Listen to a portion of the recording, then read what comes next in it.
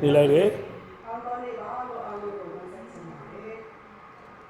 ဒီမှာတော့နေပါခါဆိုတော့စီရမင်းတော့ဘာတဲဝဲလောကဘာပတူလာလောဘာပညောကလောမီလေးပြီးရောကလောမီလေးစီပါလက်စီရမင်းတော့ဘူးနော်အခုနေတော့မှလာလာလေးစီပါနော်မကဘာလို့စနာပဒရာဟာတော့စောစီမီလေးမြေဝဲလာလောဒီဘေဂရီဆက်တော့စီကီစပေါ်ခီရပါဆရာကခုနကဖတ်သွားတဲ့ကျမ်းစာမှာဒီပြေဩဝါဒစာခန်းကြီး7နှစ်အကြောင်းဟောပြထားတယ်ဒီကျမ်းပိုက်ကလေးပြန်ကြည့်တဲ့အခါမှာဘာတွေ့ရလဲဆိုတော့ယုံကြည်ခြင်းကိုအဆောက်အဦစီရင်တဲ့ဘုရားသခင်ဘုရားကဒီသူဟာဘူးလေသခင်ယေရှုခရစ်ကိုယ်တိုင်သူကိုယ်တိုင်ဖြစ်တယ်ဆိုတာကိုတွေ့ရတယ်ဒါလည်းကြည့်ပါလားဘုရားဒီဆိုစီဆွေးနွေးဘူးလေqua là cái này về đa sự trang nào từ là mình về đa là sản phẩm đó các bạn qua sự của cứ của sẽ tao需要咩事咯我家把你讲来听啊后来我的你一年那个做母亲了那个他我母后年我母把地嘞我把嘞靠谱把地嘞地嘞我今天人家是咋样嘛啦就我嘞ဘဝမှာဘယ်လိုမျိုးအသက်ရှင်နေဘယ်လိုမျိုးသွားလာနေလဲဆိုတော့ကိုပြန်စဉ်းစားဖို့ဖြစ်ပါတယ်။အခါတိရေတော့ဒီကွာသူလည်းဘာခါလာတာအုံလို့ဘူးလေ။ကိုအိုတော့လည်းပတိတကိုဒီပတိတကိုဒီတခါနေအားကနေပတန်နာပါအောအဝဲလေလူဘာပေါ်ရတဲ့ပညာဝဲတော့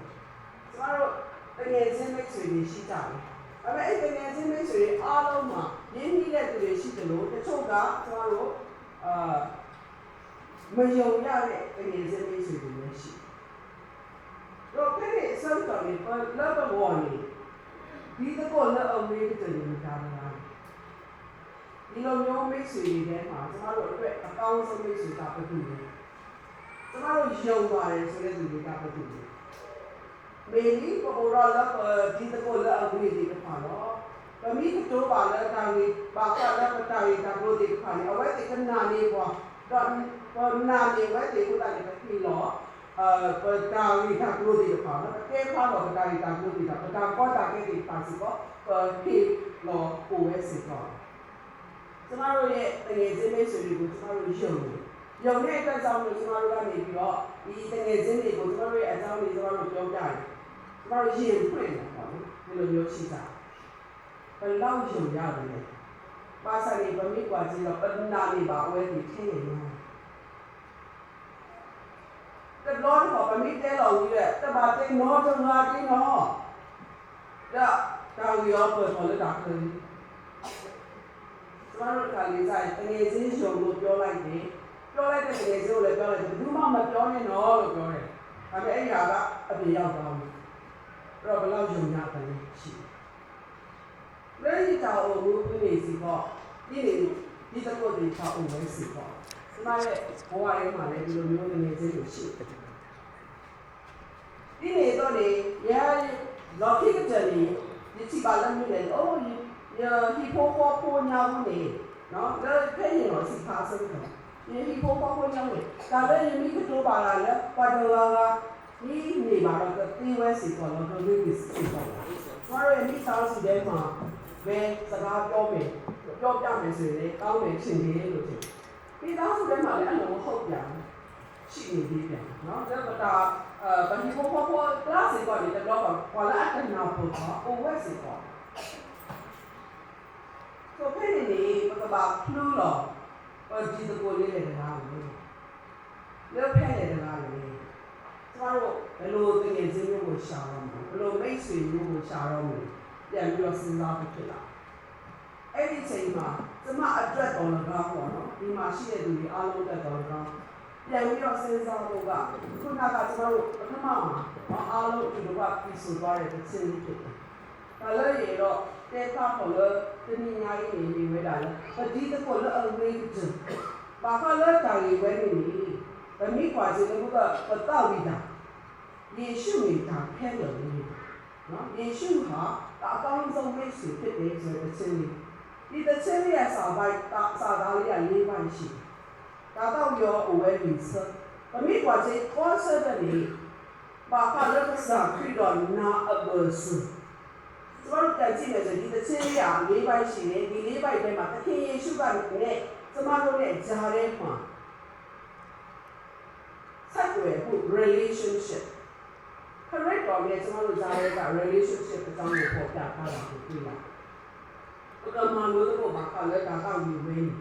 ဒီတစ်ချက်လေးကိုကျွန်တော်တို့ပြန်ပြီးတော့လေ့လာကြည့်ကြအောင်ဆို။ဒီတစ်ချက်လေးရဲ့အကြောင်းအရာမျိုးပေါ့နော်။ဘာလို့အကွက်တာဒီတစ်ချက်ကိုရေးတဲ့လူရဲ့နာမည်က Will Thompson ဖြစ်တယ်နော်။ဘာလို့အကွက်ဒါကောက်ပြီးတပည့်နေဝဲတာလဲ Will Thompson အဝဲအုံဝဲ我拍到为了这个错话的呀，你心里tu了拍你为了这个错会的呀，会你，你为了当时啊，就是心里有一个的，你来什么对吧？你跟我来什么对吧？这他们是呀，你现在可能嘛，没有个他们不要的公布的嘛，得送给，你的钱我了对的钱啊，这他们不要的没有的嘛。ဒါတော့ပြီးတော့အဝဲတီးဝဲအဲအဆုံးတော်နေပြီးဝဲတာလေချိုးပြီးတရားလူရင်းဆုံးတော်သူဒီချင်းလေးကိုရေးတဲ့အခါမှာပေါ့နော်သူဒီမရေးခင်မှာသူက music ကိုသူကပြတ်ကို study လုပ်ခဲ့ရတယ်ပေါ့နော်စာသင်ခဲ့ရ music နဲ့ပတ်သက်ပြီးတော့သူကmusic ကျောင်းတွေကိုတက်ခဲ့ရအဝဲမာလို့ဒီလာလို့ဒါသူဒီတာဆော့တဲ့ခေါ် Lord Boston not Germany ဆိုတော့သူ Boston မှာကျောင်းတက်ခဲ့တယ်အဲ့ဒါအပြင် Germany မှာဒီ music နဲ့ပတ်သက်ပြီးတော့အေဂီတာနဲ့ပတ်သက်ပြီးတော့သူကအကြောင်းတက်တယ်။တော့အဝဲထော်ဝဲကျိုးပြီးတော့ဒီနေ့အဝဲမားဒေတာလို့အဝဲကွက်ဝဲဒါတောက်ပြီးတယ်။သူကျောင်းတက်ပြီးနောက်ပိုင်းမှာဒီချင်းတွေကိုရေးတယ်စပြီးတော့ compose လုပ်တယ်ပေါ့ဒီချင်းတွေကိုရေးတယ်။အဲအဝဲကွက်ပြီးတော့အဝဲ show လို့ဝဲစု music community တပါနော် music company တွေကိုသွားပြီးဒီသင်းတွေကိုပို့ပေးတယ်သူ့ရဲ့သင်းလေးတွေကိုရွေးအောင်လို့ပါစာလေးအဝဲတွေတူလို့အော်အတာတောက်ရည်ဖန်ပါတူလို့အော်သူ့ရဲ့သင်းတွေကိုဒီမှာလည်းမခံခဲ့တော့လက်ကြီးနေအဝဲမှာဝဲမလို့လေလေအဝဲမှာဝဲအကောင့်ကုမ္ပဏီရဲ့အစားတာဝဲတော့သူ့ရဲ့ကုမ္ပဏီကိုပိုင်ကုမ္ပဏီကိုဒီဆောင်လိုက်တယ်တော့ဖိနေဆိုတော့လေအဝဲကဲတော်ဝဲ1 million ဘာကဲလို့လဲသူဒီလိုကိုပိုင်ကုမ္ပဏီထောင်ပြီးတော့သူအလုပ်လုပ်လာတဲ့အခါမှာတစ်ချက်တွေကိုလုပ်လာတဲ့အခါမှာသူဟာ millionaire တယောက်ဖြစ်လာဒီ millionaire တယောက်ဖြစ်လာပြီးတဲ့အခါမှာသူဒီတစ်ခါကျတော့ပေါ့နော်ဒီဆရာကြီး DL လူတွေနဲ့သူဆိုဆရာကြီး DL လူတွေနဲ့သူဆိုတဲ့အခါမှာဆရာကြီးကသူ့ကိုစကားတစ်ခုပြောတယ်နော်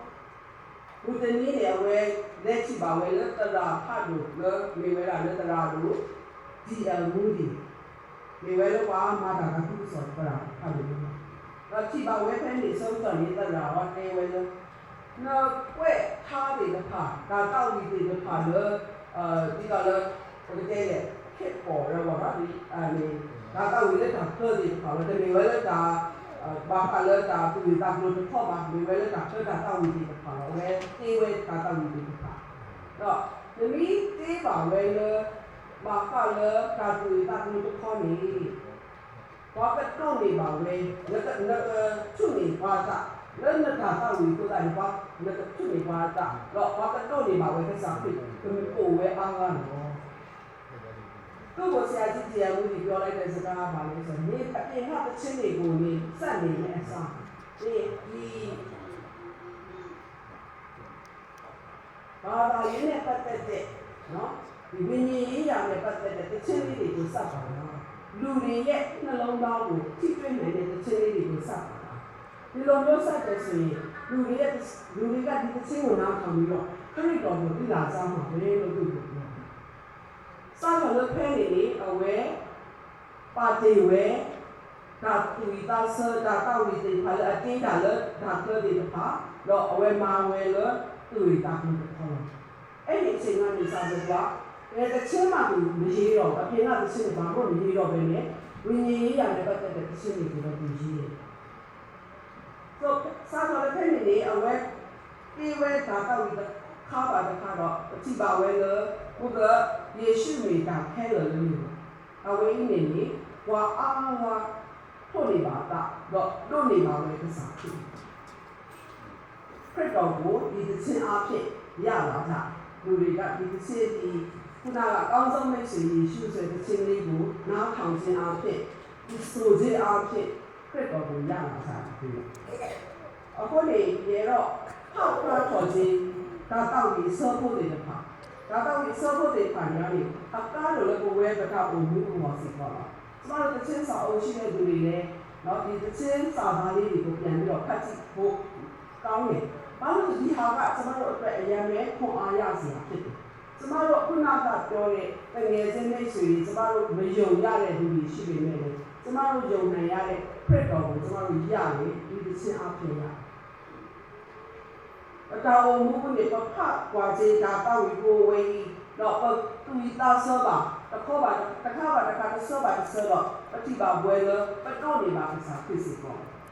ပတော်မှုလေစောတယ်လေပြေးဝဲစီပေါ့ဒါသူဤသားစောလာခေါ်တိနေပြေးဝဲလို့လေယေရှုမိတာခဲလို့လို့တာမူလို့တာကခုနေဝဲယူရပါကိုနီတလောခီဟဲခရီကိုယေလေစုအိုဟဲတာကုဝါဂါမာတာခူယာတဲ့ဟဲတာကုတုတာခူယာနေဒီကုပစာခူစိတ်ပြည့်နေတဲ့အချိန်မှာနော်စိတ်ပြည့်နေတဲ့အချိန်မှာတော့ကိုကိုဝမ်းမြောက်စေတာသခင်ယေရှုပဲဖြစ်တယ်ဒီတော့ဒီစားတဲ့စားစီပါတယ်ဝဲဟဲရပါဓမ္မကောလေစုအိုဓမ္မစာဟေဝဲတဘလောပါတဘလောအဝဲဟေမူကဘူကဘောတာစုဘူဟေကွာလောကွဲတာစုကြကိုတာအောဒီတူကျမတို့ရဲ့မိတ်ဆွေယေရှုကကျမတို့ကိုအစာအတော့ရှံပေးပါကျမတို့ယုံကြည်ခြင်းကိုစုံစမ်းခြင်းတွေခံရတဲ့အချိန်မျိုးမှာလေကျမတို့ကိုစောင့်ရှောက်ပေးတာသခင်ယေရှုပဲဖြစ်တယ်ဆိုတာကိုပြောပြတာယေရှုမိတာဖဲလို့ရောတတော်တော့အော်ထောကိုအဝဲမိဒီတကိုအတော်ဒီမျိုးကိုတော့ဒီဖဲကိုအခီးနဲ့လဲအဘာအဝဲပါကွာညံမူနာမူစာပို့ချောအခီးကိုနီကိုနာဒီတကိုကျမတို့ခက်ခဲခြင်းတွေနဲ့ကြုံရတဲ့အချိန်တွေရှိတယ်။ဒီလိုအချိန်မျိုးမှာလည်းကျမတို့ကိုနေ့ရောညရောစောင့်ရှောက်နေတဲ့သူကသခင်ယေရှုခရစ်တော်ကိုဖြစ်တယ်ဆိုတာကိုတွေ့ရတယ်။နောက်ဆုံးတစ်ပိုင်းမှာလည်းပြောနေတယ်ဆိုယေရှုမိတာခဲတော်လေးကိုဝါတတလောပါကျမတို့တယောက်စီတိုင်းအစားတူလို့ပါခရစ်တော်ပဲလို့ပါနာအောခေဤနာအောထောဘူးတူလာမူနီကြပေါ်အိုရဒီတကိုဒီမေတာအိုခီလာထောဘူးတာမူချူယောတာကူလောကွယ်ဒီတကိုကျမတို့ခရစ်တော်ကိုပဲယုံပါခရစ်တော်ကိုပဲနောက်ကိုပဲလိုက်ပါဒါဆိုရင်ကျမတို့အတွက်ရရှိရမယ့်ကောင်းခြင်းတွေလာကကျမတို့ထောင်ရအသက်ကိုရရှိရဆိုတာကိုပြောပြတယ်ဒါလည်းပဲတော့တဲလို့တာကိုဘူးဘူးနေပฏิပါပွဲတော်လည်းဒီတကုတ်ဒီပါအာမီအာမျိုးအာဂါအနာအောတရားပတိညာစိတ်ပေါ်ကျမတို့ရဲ့ဘဝမှာကျမတို့တွေ့ရတဲ့ကြုံရတဲ့တကယ်ချင်းတွေဆိုရင်အမျိုးမျိုးတွေ့ရမယ်ယုံရတယ်မယုံရဘူးကျမတို့အပြီးဆုံးဖြစ်တယ်လောအကလာနေဒီတကုတ်လောဝေးကြနေနေတာရှိပြီနော်ဘာကပါနာလာကစားခွေတလာတော့ပတာအိုမှုတွေပတလက်ခေါပလို့ကွာပါတတော်ခေါ်နေပတာအိုမှုတွေကဲတော့ကလည်းပတိပါတာပေါ်တာခဲ့ဒီပတဲကြလို့ပမူပပပတော်ပွဲဒီတဖာပတိတကိုဒီတဖာတကဒီပါကဒိုးတကိုလာပတာအိုပူတရာဒီတဖာဦးပဲစီပေါ့တော့အဝဲဒီမာနေပွားမလို့လေအဝဲဒီဟိုတာပြပါချူခါနေလို့ဝဲအောင်ပြပါနော်လောက်ဝဲတော့အဝဲဒီပြပါချူခါနေအဝဲဒီပြပါချူခါနေလို့မတားအောင်လေ လောကစာရောကိုခေါ်ဖို့လောကစာဖြစ်ကျမတို့ရဲ့အသက်တာမှာကျမတို့ယုံတဲ့သူတွေရှိတယ်အဲ့တော့ကျမတို့ရဲ့အခက်အခဲတွေကိုကျမတို့မိသားစုကိုပဲဖြစ်ဖြစ်ကျမတို့ရဲ့မောင်နှမတွေကိုပဲဖြစ်ဖြစ်မိဘတွေကိုတကယ်ချင်းတွေကိုပြောပြတယ်ကျမတို့ရဲ့တင်းအုပ်တွေပေါ့နော်ကျမတို့ရဲ့အသင်းတော်မှာရှိတဲ့ဦးဆောင်တဲ့တင်းအုပ်ဆရာနဲ့ဦးဆောင်တဲ့သူတွေကိုလည်းကျမတို့ပြောတယ်ဒီလိုမျိုးပြောတဲ့အခါမှာကျမတို့တို့ဘာလုပ်ပေးလဲဆိုတော့တို့စုတောင်းပေးတယ်ကျမတို့လည်းစုတောင်းပေးတယ်အဲ့ဒါတို့စုတောင်းတာဘယ်သူ့ကိုစုတောင်းလဲခရီးသခင်ကိုစုတောင်းပေးခရစ်တော်ရဲ့နာမတော်အဖြစ်ဘုရားသခင်ကိုစုတောင်းပေးအမေကွာစေတဲ့ပတိပါလေအဝဲတိစီပေါ်လေခေါ်ပြရလည်းကြားလေသစ္စာခရစ်တော်တို့ကိုယ်တိုင်နဲ့ခရစ်တော်ကိုအားဖြင့်ခရစ်တော်ကိုအခွင့်ပြုပြီးတော့ဒါကျွန်တော်တို့အတွက်စုတောင်းပေးတာဖြစ်တယ်အခုဒီအကားတို့တခါလည်းဝဲတတအိုမျိုးကြီးပတ်တပါချီဝဲသစ္စာခရစ်ပတ်တပါနာဝဲသစ္စာခရစ်ပတ်တပါပေါ်သစ္စာခရစ်ဒီလိုနော်ကျွန်တော်တို့တရားစီတိုင်းအသက်တာမှာခရစ်တော်အားဖြင့်ခရစ်တော်ကိုပဲယုံကြည်ပြီးတော့ခရစ်တော်ကိုပဲအားကိုးပြီးတော့ခရစ်တော်အားဖြင့်လည်းအောင်မြင်ခြင်းဆောင်ရအသက်ကိုရနိုင်ဖို့ရတဲ့ပေါ်ပြခြင်းပါလေ။ဘောရဆိုပါသူပေါ်ဒီမှာ